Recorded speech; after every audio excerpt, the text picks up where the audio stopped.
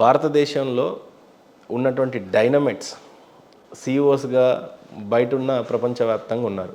Question చాలా స్ట్రైట్గా అడగాలి అని అంటే, ప్రపంచవ్యాప్తంగా ఉన్న టాప్ ఎంఎన్సీ కంపెనీస్లలో ఇండియన్సే 20 మెంబర్స్ ఉన్నారంట, టాప్ మోస్ట్ కంపెనీస్లలో. వాళ్ళకు ఉండాల్సిన దేశభక్తి ఏంటి?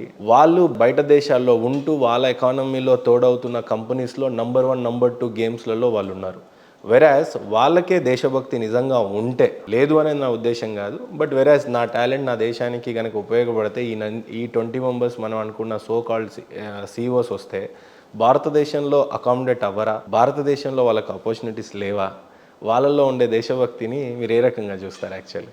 సార్, వాళ్ళలో మీరు అన్నట్టుగానే దేశభక్తి లేదు అని చెప్పడం తప్పు. కాకపోతే ఆ లెవెల్లో selection for interview for the top పొజిషన్లో నా కంపెనీకి వీడిని సెలెక్ట్ చేస్తే యాజ్ ఎ సీఈఓ ఎలా లాభాలు తీసుకొస్తాడు ఆ డైమెన్షన్లో సెలెక్షన్ జరుగుతుంది. కాబట్టి వాళ్ళకి నేషనలిజం స్పిరిట్ ఉందా ఇవన్నీ చూడరు. ఓకే. సో ఒకడు అటు వెళ్ళాడు అంటే ఆ స్పిరిట్ చూపించాడు కాబట్టి.